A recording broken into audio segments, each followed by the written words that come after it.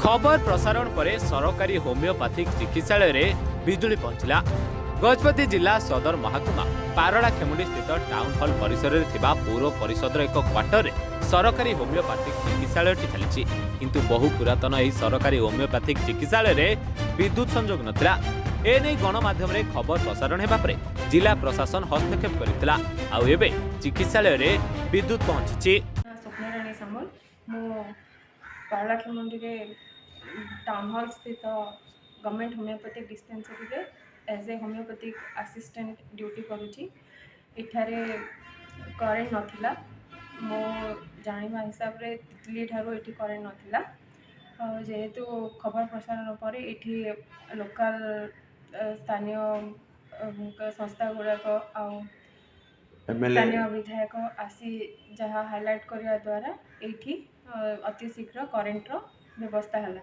आमर एठी पेशेंट भी आछंती एठी आमर नीड भी टिके अछि जहाँ निकट अति शीघ्र से माने परिपूर्ण करिए कहि कि प्रतिश्रुति देइछंती।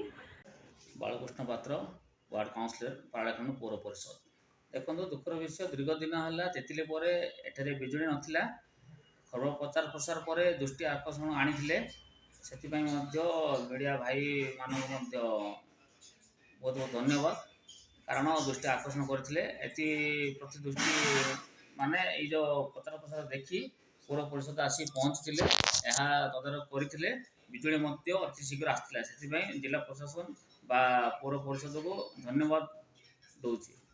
देखो गुड़ाए समस्या अच्छी जहाँकि कही आम पचारि बुझीलु पानी जल व्यवस्था ना एठ बाउंड वाल ना स्थायी माने छात भर्ती ना बोलिकी सब कही प्रति दृष्टि आकर्षण आणु बा जिला प्रशासन को जनइबू जिलापाल निकट में पौर परिषद गुहारी जन से आम दृष्टि देवु अति शीघ्र।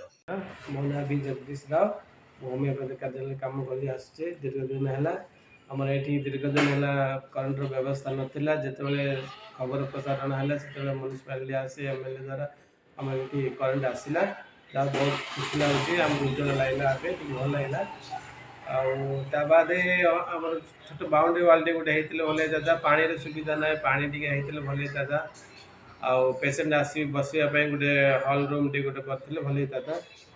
एमती अनेक गुड़ा समस्या अच्छी टीण घर खरा काले बस टे ये करते स्लाब घर करते ना ये सीलिंग करते ये समस्या गुड़ा अच्छी। Gajapati Vivekananda Behera report reporter today.